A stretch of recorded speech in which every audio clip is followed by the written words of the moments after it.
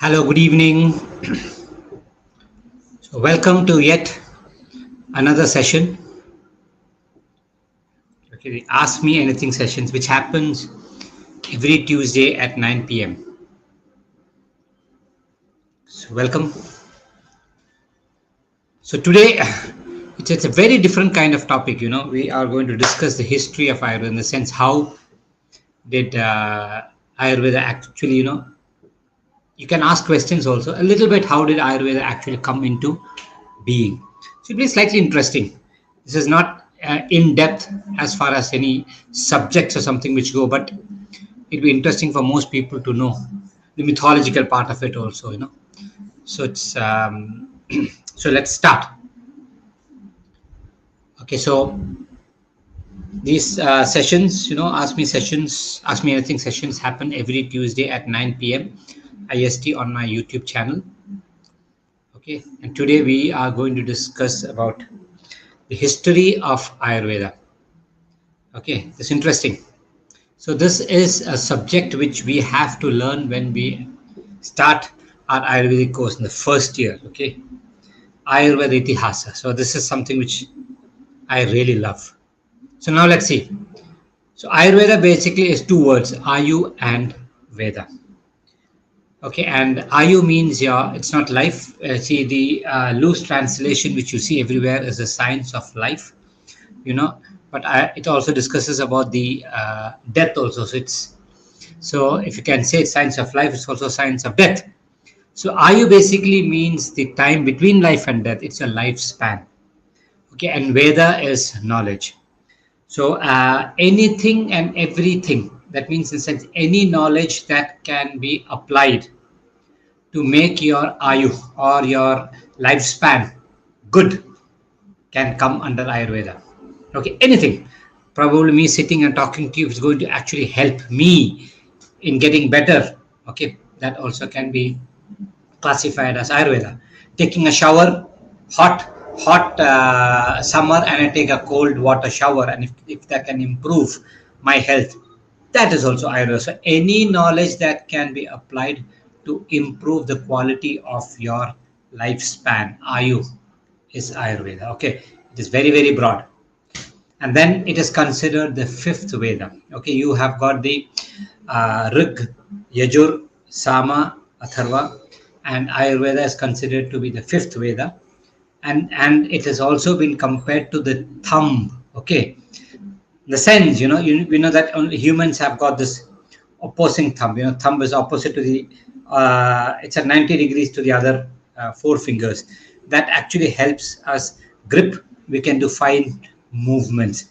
Likewise, Ayurveda is considered to be the Angushtha.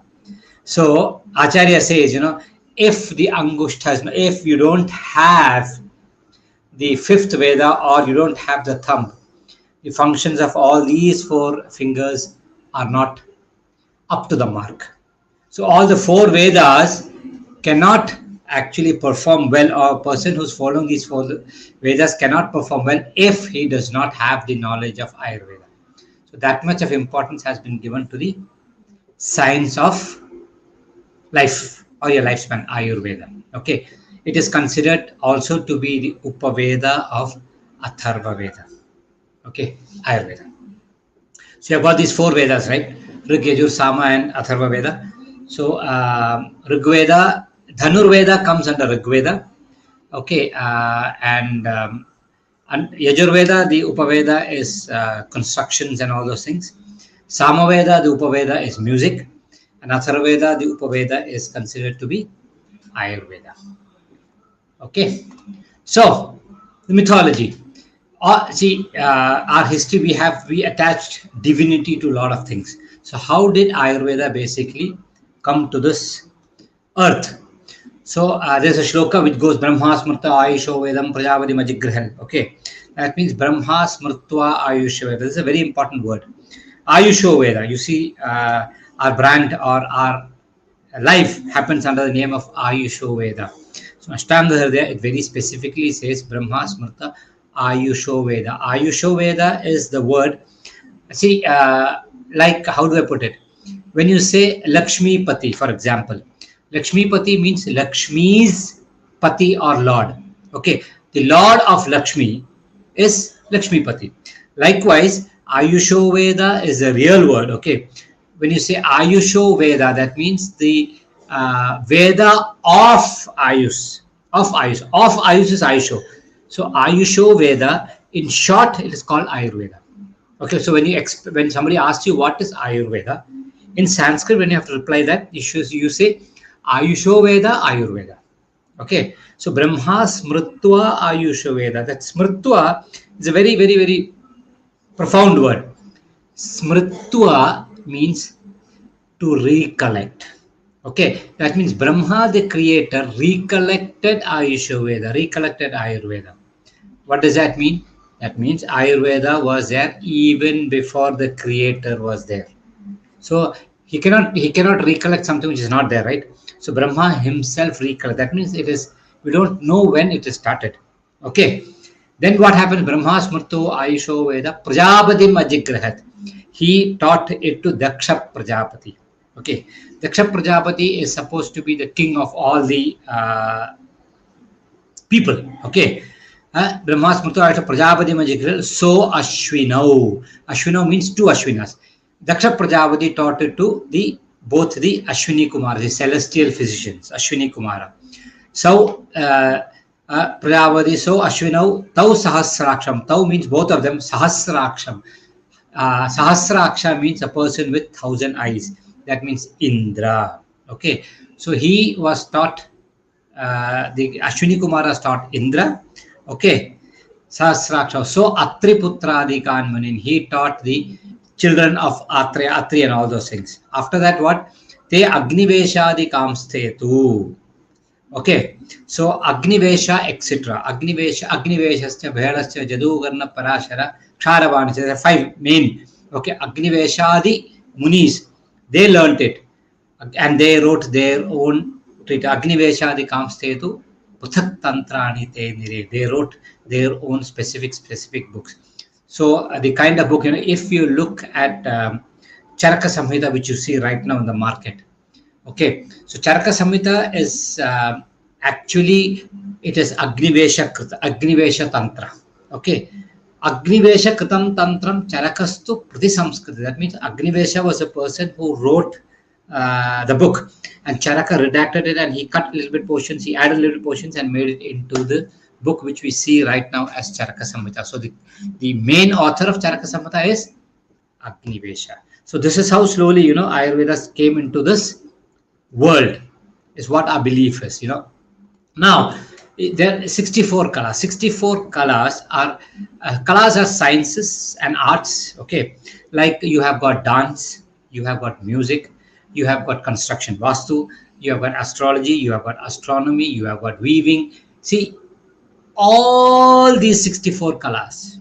Okay, Ayurveda was also one among them. Health. Okay, so where does the 64 kalas come from? The 64, we believe that Shiva is a person who is an embodiment of all the 64 kalas, and he taught all these 64 kalas to 2 people. Okay, 2 brothers. That is Krishna and Balarama. And from there, all these things actually came down. Is one other thing, So Ayurveda is also supposed to be one among the 64 kalas, and it is also from the Panchamahabhutas. Panchamahabhuta theory is the base of all studies in India. If you look at construction, Vastu Shastra, okay, where do you have to have windows? Where do you have to have your well dug? It all depends upon the Panchamahabhuta. Where see, you have to have your windows from where, you have to have openings from where light comes, you have to have windows from where the air comes, and you have to have your building put in a place where the earth is solid. So you have got the earth, the water, the air, this fire, that is the sun. We look into all those things when we are constructing a house, Pancha Mahabhutas. Same thing applies to Ayurveda also. Okay, so these Pancha Mahabhuta, that is Akasha, Vayu, okay, Agni, Jala and Prithvi. These are the 5 ones. The first 2, Akasha and Vayu, they have got similar properties. Maybe slightly different, but they have got similar properties. So they were reclassified as Vata. Predominantly, see, Vata has got all the five, but when you've got predominantly air and space, we call that Vata. When you have got predominantly Agni, fire, we call that Pitta. When you have got predominantly Jala and Prithvi, water and earth, it is called Kapha. So Vata, Pitta, and Kapha is exclusively for Ayurveda. No other things have got Vata, Pitta, Kapha. If you have got, they have taken it from Ayurveda. Okay, this is because the Pancha Mahabhutas have been reclassified. Okay, and see, Ayurveda basically has got where do we apply Ayurveda? We apply Ayurveda in two different conditions. One is, okay, swasthasya swasthya rakshanam. Swastha means a healthy person. Swasthasya, of a healthy person. Swasthya rakshanam, preserving his health. So keeping a healthy person, health is one part, and then Adurasya Vikara Prashamanam. Adura is a diseased person, Vikara is his problems, Prashamanam is pacifying. So curing a diseased person. So there are two major factors in which Ayurveda can be applied. One is to maintain health, and the other one is to cure the diseased. Okay, so in all these things, we have got 4 steps in which we do it.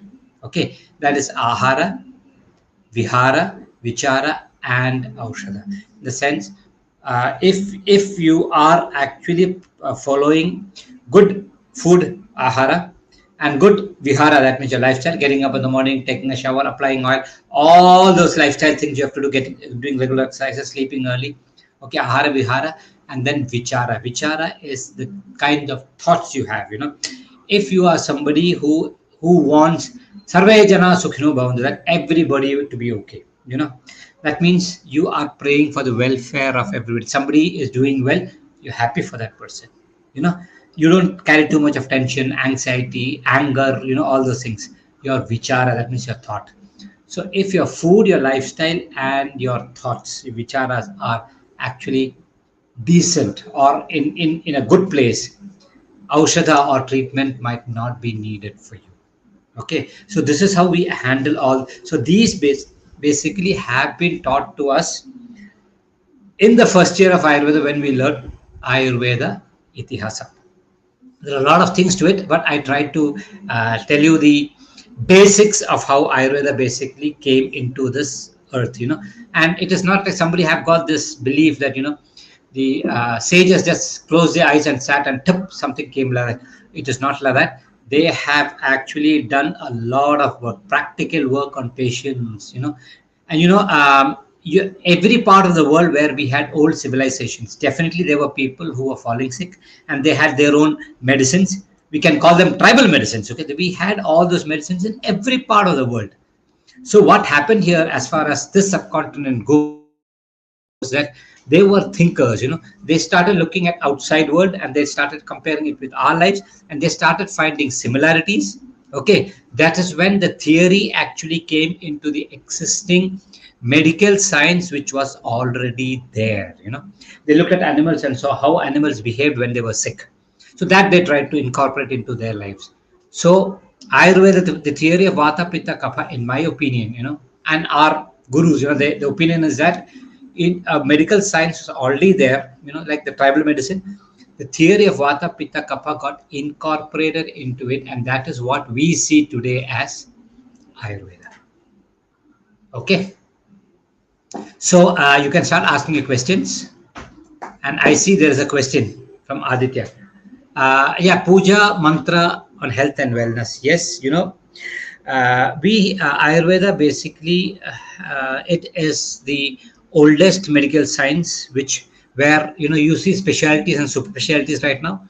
Ayurveda, even in those days, 3,000, 4,000 years back, had super specialty. They were divided into 8 branches, and the essence of these 8 branches, Ashta, that's 8. Okay, Kaya, Bala, Griha, Udvanga, Shalya, Damtra, Jara, Vrusha, 8. The essence of this, that means heart of these 8 branches, when it has been explained in a book, that is Ashta Anga Hridayam. Okay, 8-limbed heart. Okay, Ashtanga, the literal meaning of Ashtanga Hridayam is the essence of all the 8 limbs of Ayurveda. Okay, so when we see Kaya, Bala, Griha, Graha is basically the stars and moons. So it very clearly says, Bali Mangala Homa Pratyahara, when all those things are being done, that is where you can actually help a person, because the reason for Ayurveda is dharma, artha, kama, and moksha. That means you are doing your duties, okay, without fail. And that we say, you have to stand on, you have to be on the path of dharma. You have to be on the path of dharma, honesty, righteousness, whatever it is. Artha is amassing wealth. Either or any of these philosophies are not against you amassing wealth. That is artha. So when you're amassing wealth, also you should not leave dharma. Okay, you should not use any crooked means to earn money. So dharma, your artha, then kama. So what you do is, by being a dharma, you are earning money. And then kama, when you earn money, what do? You buy that, you buy this, you buy a house, you buy a car, all those things.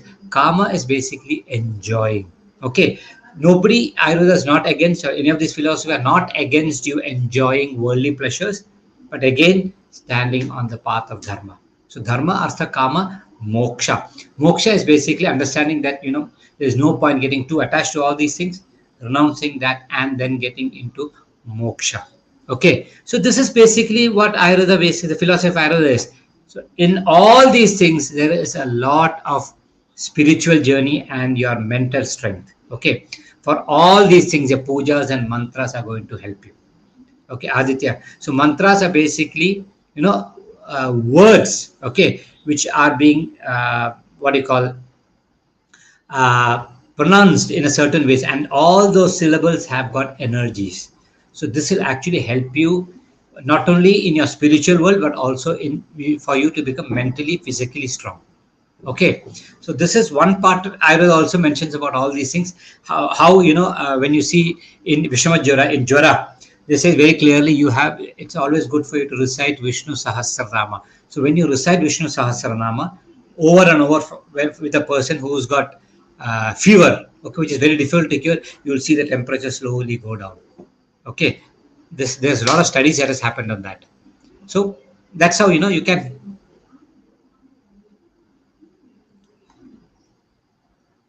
Hi Anna, how does Ayurveda explain when people have intense cravings for food, like binge eating behaviors, and what are the remedies?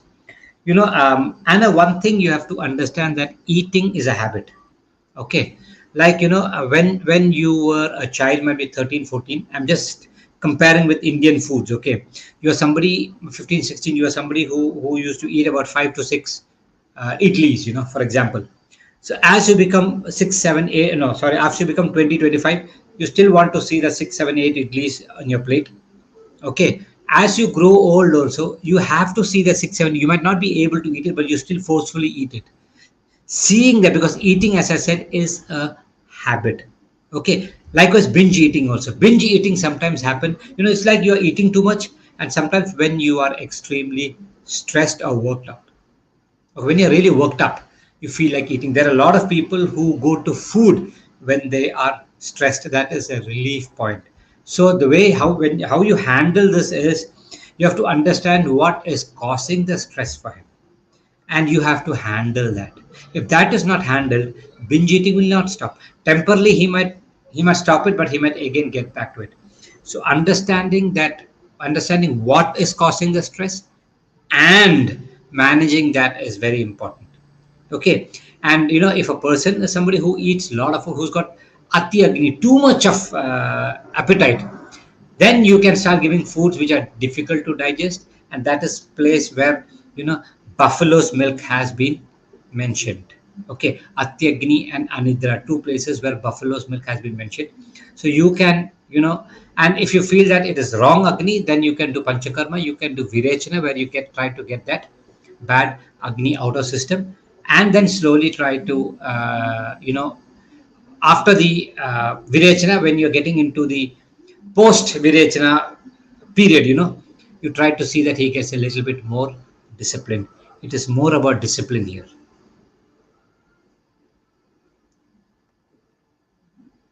Is there any other preparation that can balance all the three doshas? No. Okay, Phoenix, there aren't anything that can balance all the three doshas, because there is nothing called a balance like that. Because if a balance of the tridoshas in me, for me to stay healthy, is different from the balance of tridoshas which are in you for you to stay healthy. So there isn't one single thing which can actually make you and me balance, because for example, if I take, if I say I am what do you call, I am pitta vata, more of pitta and little bit of vata and a little bit of kapha. So might be 40% of pitta, 30% of vata, and 30% of kapha. Okay, for me, something might actually be helpful for me to maintain balance. But if you are 60% pitta, 20% vata, and 20% kapha, the same thing will not work for you. So there isn't something in this world which will balance all the three doshas. No. Okay, but okay, there is, if you are used to eating something traditionally, that will actually keep your body in balance. Okay, like say, this is a nice question. Okay, this is very tricky in the sense, if you have got 10 people in a family, joint family, each and every person is basically made of different prakritis. Okay, so how can somebody cook 10 different varieties of food for these 10 people? Actually speaking, it has to be done, but that is not possible. So there is some, say, we say, as you know, there are certain things which people eat in general. They're used to eating that. But some people, when they eat that food, they want it slightly spicy. They might add a little bit of pickle. Some people don't like it spicy. They might not add it. Some people actually slightly, bland. So they add a little bit of buttermilk or curd into it. They know, to their taste, they know how to. That is the body's natural mechanism to adjust when you're having food. So there is nothing directly which can actually balance all the three doshas in everyone.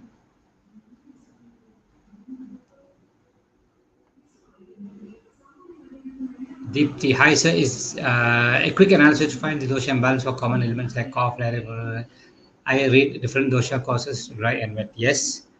There isn't any quick analysis. See, this is not something, not very easy for you to sit at home and try to understand what is going wrong. If then, it would have been very easy for people to treat, right? This comes out of experience, and you have to actually go through the textbook. If I would say the Ashtanga, they're really well for you to understand, because you have also understand where to look for the imbalance. We have called the Ashtasthana Pariksha. Okay, 8 places where you look for the imbalances. Then you have got the Dashaveda Pariksha, 10 different ways in which you have tried to understand where the imbalance have got. So all these things, if you go through, then after a point in time, once you are used to it, might be 5 years, 6 years, 10 years into practice, and you've been seeing a lot of patients, then it becomes much, much easier for you. Okay, yeah, as you say, cough, there is one reason. It is basically the pratiloma gati of vata, cough, because you use that thing like cough. But that, kasam is also 5 types. Okay, so it's called vata, pitta, kapha, kshayaja, and kshataja. So you have got 5 different kinds of coughs, and the general reason for the coughs is the same, but there are different small different variations by the time it comes to different coughs. For that, I think you have to get a little bit more deeper as to how to understand that, and then once you understand that, then the treatment is according to that. But as you said, yes, there are different doshas. The primary dosha is vata, but for a wet, you'll have a lot of kapha there. And if it's extremely dry, then you've got more vata into it. Okay, I don't know whether I'm able to explain to you really well, but if you are somebody who is into the Ayurvedic field and studying to become an Ayurvedic doctor, then it becomes much easier for you.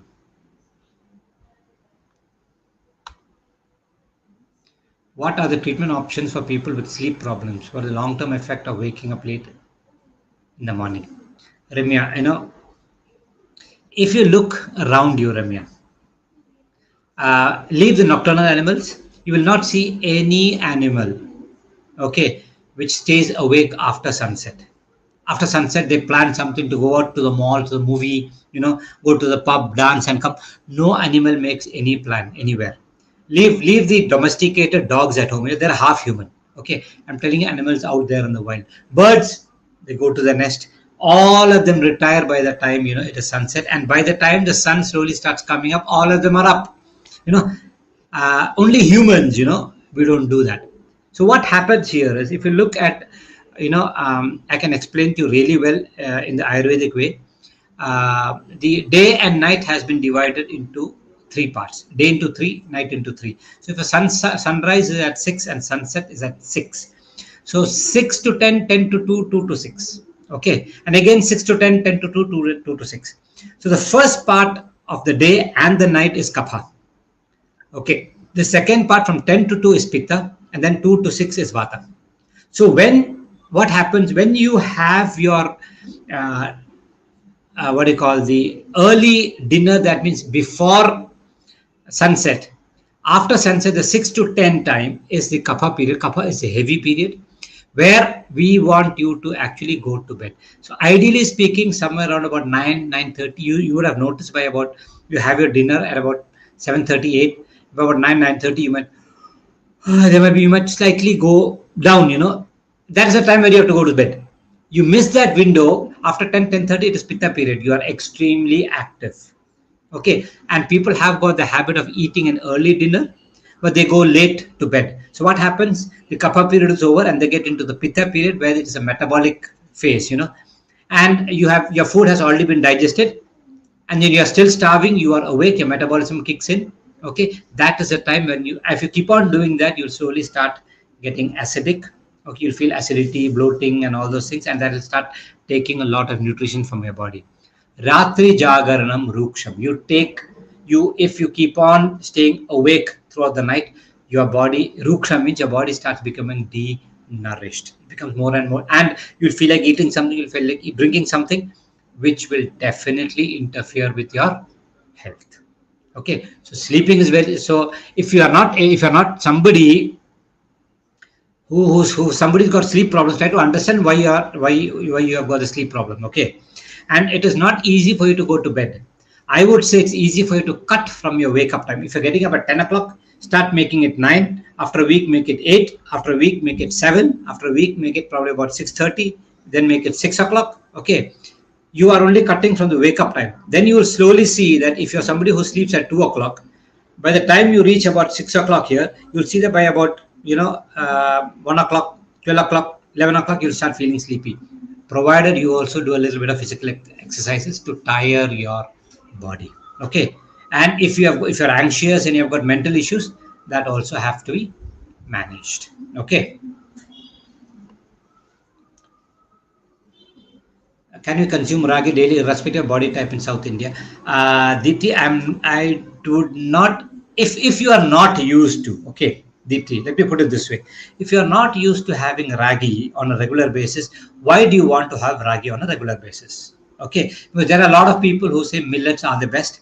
There is nothing like that best or worst. Okay. Everything is fine. Rice is actually very good. And if you look at, probably if you're from South India, you might be genetically used to eating rice. Rice is where your strength is. Probably you shift to ragi or you shift to some other millet, you'll notice that you'll slowly start losing a little bit of weight.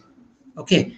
I don't deny that, but I would say you probably can see. I'm not somebody who's telling you don't take ragi. Once in a while, you can definitely have ragi, but don't expect your nutrition and all those things to come from ragi, which traditionally was coming from rice, genetically for generations together. Okay.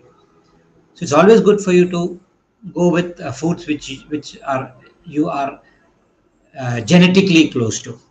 Okay. Heard excess body heat causes cold and cough. Is that true? Uh, See, Phoenix here, I don't know what your name is. Anyway, I don't know whether you're from Phoenix, Arizona also. Okay, so what I would say is, um, during the hot seasons, what happens is the hot season normally comes after the cooler seasons. Okay.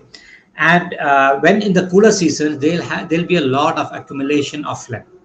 So when the hot sun comes out, there is always a tendency of this accumulated kapha, we call that, to start melting. So there is sometimes a chance of you catching a cold or a cold. Okay, because running nose, and you feel that it's an infection. It need not be an infection. Whatever accumulation of phlegm or the sinuses were filled because of the cold weather, once the sun slowly starts coming out, it starts flowing. It's like, when you do steam inhalation, you'll see that your noses start running. Okay, so excess body heat at that time will definitely lead to running nose and sometimes cough also. Okay, but you know uh, after a point of time, if you keep on giving something hot for that person, once that phlegm goes out, this will automatically stop also. So uh, heatness will definitely dry out mucus, but that is at the second step. But first thing, it will also melt it and bring it out, right?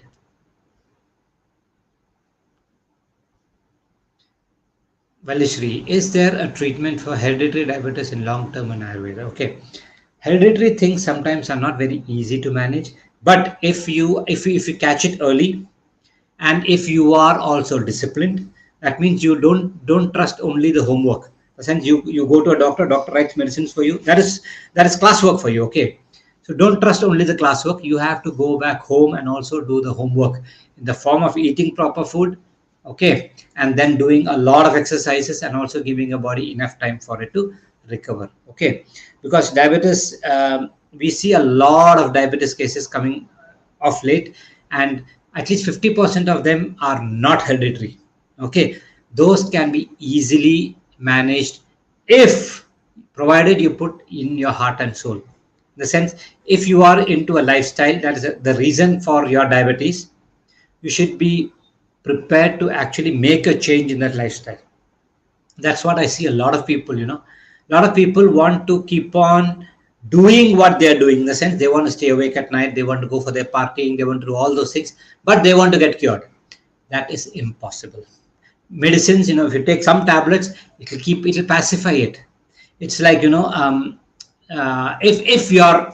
your disease, if you can compare that to a highway, okay, and you give some medicine, suddenly what will happen is traffic on the highway is slowed down.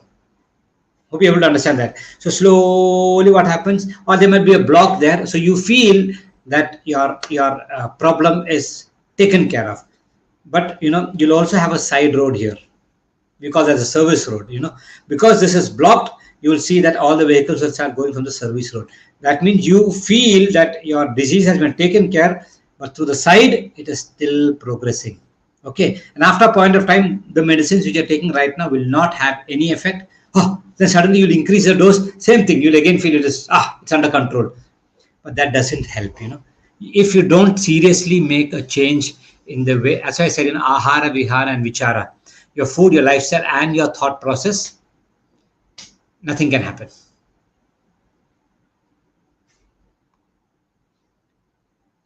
What causes sweet cravings?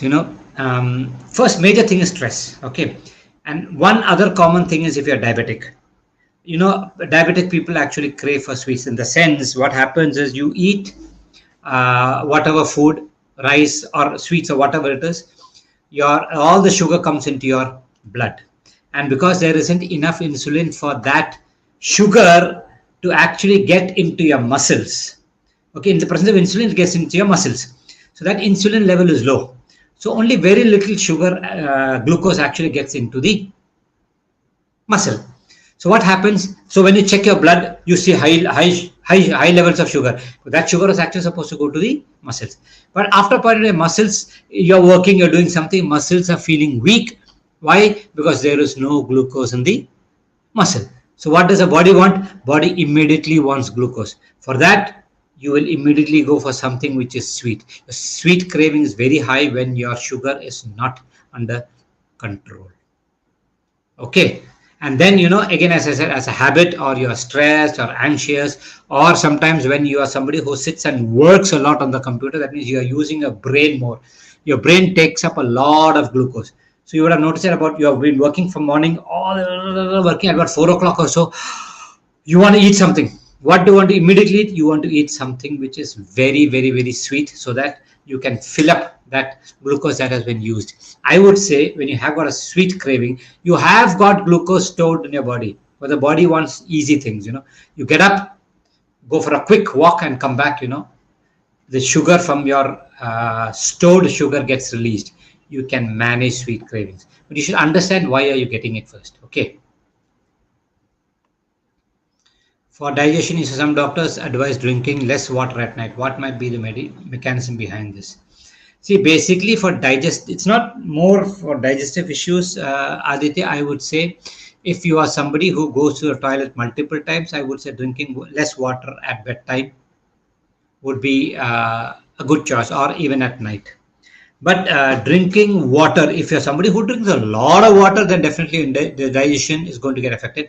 But drinking mild or moderate water before or around your dinner is not going to matter too much. If you can wait, maybe an hour and a half, or 2 hours after dinner, the digestion will not be affected. Okay, but if you are somebody who's got indigestion, then that water can actually make it slightly bad. But otherwise, I don't think a doctor would be advising you to not drink water after sunset or at night to prevent indigestion. Is because you might be having excessive urination at night.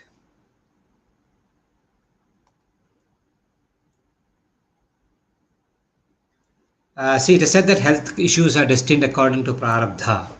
Okay, in this case, can Ayurveda provide relief? Okay, in the sense, there is a popular saying, Purva Janma Kritam Papam Vyadhi Rupena Jayat. In the sense, if you have done any papa in your previous life, I'll come to that. Okay, in this life, you will probably fall sick with a disease. So, previous life is something which is sometimes confusing. But if you look at the physical body, let us take the physical body, because if that is what is getting a disease, right? So, what is the Purva Janma of the physical body? Let us go there first. Okay, my body is one cell from my father and one cell from my mother. So before this body came into existence, the reason for that body is my father's or my mother's body. So my father is actually the Purva Janma of this physical body. Hope I'm able to make you understand that. For my body, okay, physical body, my father is the predecessor of my physical body. My grandfather is his. Okay, so if my father is somebody who used to, say for example, he smokes. He started smoking at the age of 15, 20, and he used to continuously smoke. And then I was conceived when he was probably smoking at his peak.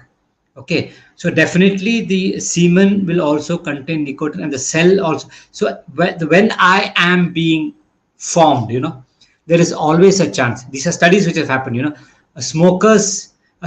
my father would have smoked really royally and not got any disease at all. But the moment I smoke for 5 years, I see that I get problems. It is because of the papa or the bad things which he did, I get it. Okay, this is pertaining for the physical body. For the mental issues, we always say, because we don't have what happened. Sometimes we say, if you have got some mental issues, they say you would have done that in your previous Janma and all those things. Okay, so Ayurveda in different levels, even by cleansing the whole body or doing panchakarma, or by other, graha chikitsa, like we said, Mani Mangala Homa and all those things, can definitely handle all these things. But, you shouldn't be disheartened by your prarabdha, yes, but still, you should accept that and then still make use of the life which you have got right now, Aditya.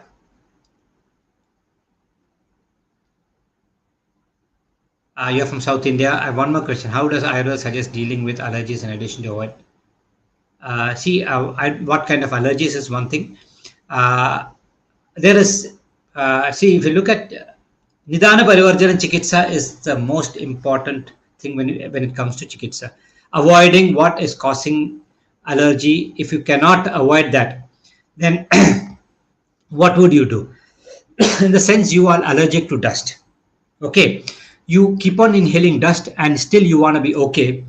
It's not an easy thing, right, Phoenix? Just think about it. So what happens here is, I'll tell you how modern science works. It says you're having that problem, you just inhale something. When you inhale that inhaler, what happens is it actually opens up. And why does the windpipe actually close a little bit when dust is there? Because it is allergic to dust. It doesn't want the dust to go into the system. But the moment you do that puff, it there's a security guy who closes it. He'll tell security, open the doors. The doors are open, everything goes inside. And you know what? After a point of that stops working, higher doses go up. As long as you are getting exposed to the allergens, your allergy is going to be there. Now, what has to be done is you have to, first of all, you have to cleanse your body completely so that the allergens are removed. And then you have to build your body back slowly with a lot of immunity. And that is how in Ayurveda we manage that. But avoiding the allergen is something which you have to do initially. Okay. After a point of time, you might build up the immunity to actually be able to handle that allergens. But initially, there is no other choice. You have to do it.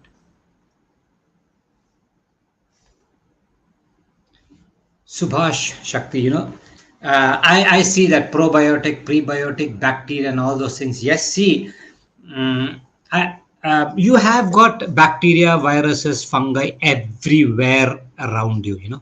Some are good, some are bad. Okay, and some good become bad, some bad become good. So yes, I do understand there is a lot of bacteria in the stomach also, but focusing too much on the bacteria, and we say you have to feed the bacteria also. I am not of that opinion. I personally feel that you have a balanced diet. Okay, the growth of bacteria is not in your control at all. Okay, taking something which will help, taking bacteria also, you don't know whether that is the bacteria which is going to suit you. When you are actually having a balanced and a good life, automatically things will fall in place.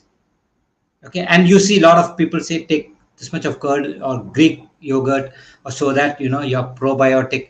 Lot of focus has been happening on probiotic rather than people going for balanced food. Now you don't see balanced food at all. People are going for high protein food, okay, which in my opinion also is not good. Let it be balanced and you will be healthy. When I'm at home the whole day, there is not much of hunger, but when I travel to some place and be back in the increase in hunger, what are the things that have... See, when you are at home, there's a property called sthira. Sthira means what? You're stationary. When you are stationary, your metabolism also is slow.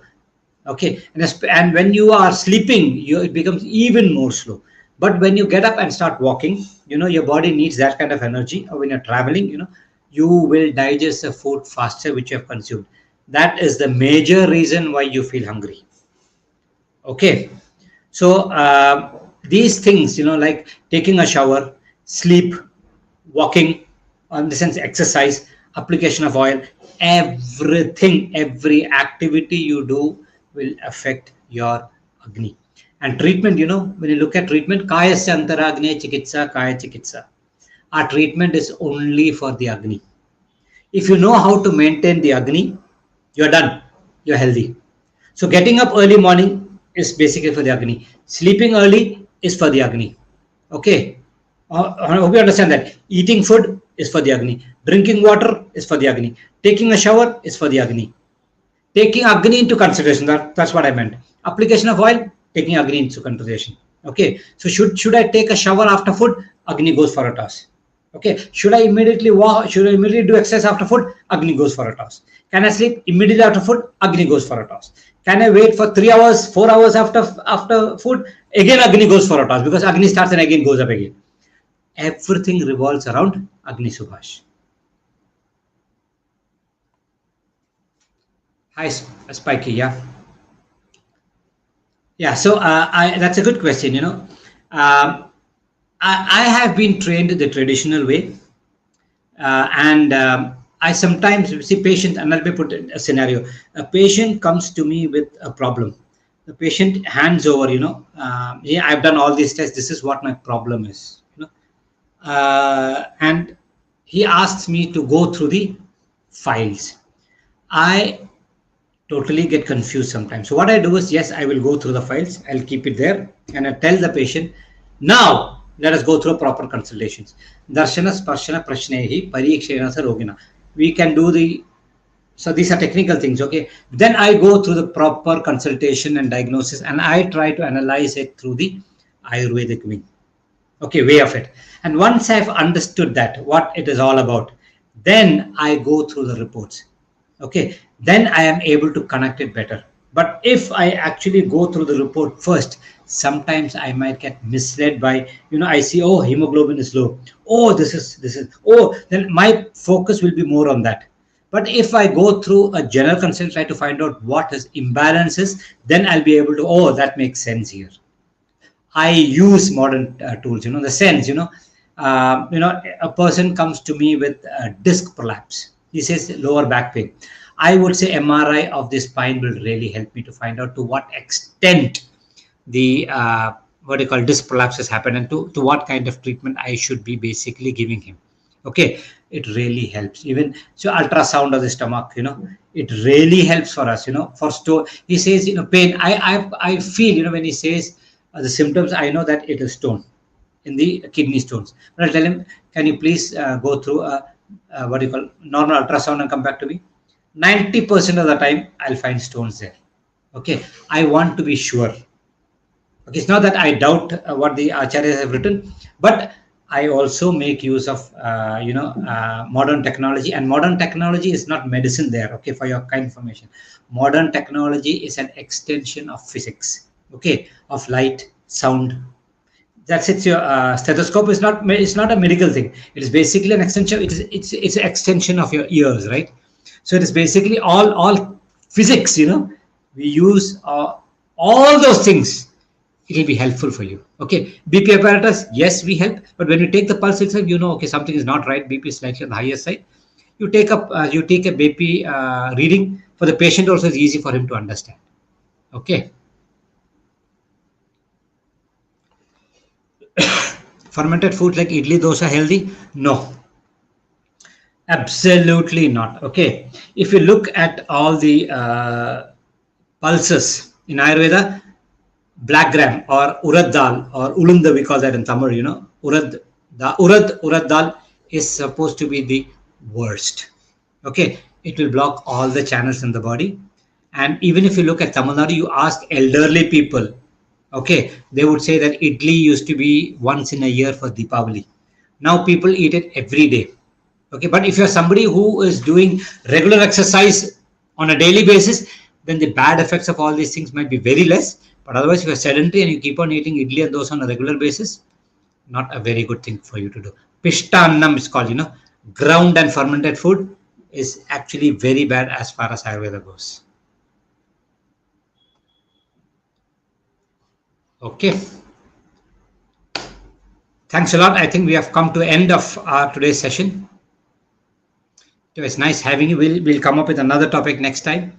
And Spiky, yes, it's always good for you to think for yourself, because I was also trained by my guru to actually, he will never give us answers. Okay, asking something, okay, then what do you think has to be done? Otherwise, if you keep on getting ready-made answers, it's like Google. If, for example, I have to look up a word, okay, in a dictionary, and when I'm opening the dictionary and going through that, I will see a few words before that. I will see a few words after that. Oh, it's interesting for me to go through and then come to that word. But nowadays, when you go through Google, you're directly going there. You're not actually indulging in anything slightly this side or that side. You are very, very to the point. In my opinion, that is not good. Okay, that's why it's always good for you to if I see when I teach my students also, I tell them, you can use Vaishwanra Churna in this condition, and then I tell them, now it's your homework to go and find out what is there in Vaishwanra Churna and why it is useful. We'll discuss on that. If I keep on telling them everything, it doesn't work. Okay. Krishna Panikar. Last week you told me that I might have Amadosha. Is there anything I can do at home before I meet you in August? I am in the UK. See, Amadosha is basically accumulation of metabolic waste. Couple of reasons. One is that your food habits might not be right, or you're overeating, or you are eating even before the previously consumed food is digested. Okay, so these three things you have to take care of. You eat cut down the amount of food you eat, cut down sweetened foods, and cut down foods which are difficult to digest. Okay, and then probably drinking water which has been medicated with dry ginger, chukualam, will actually help you. And I don't know whether we have gone through a consultation.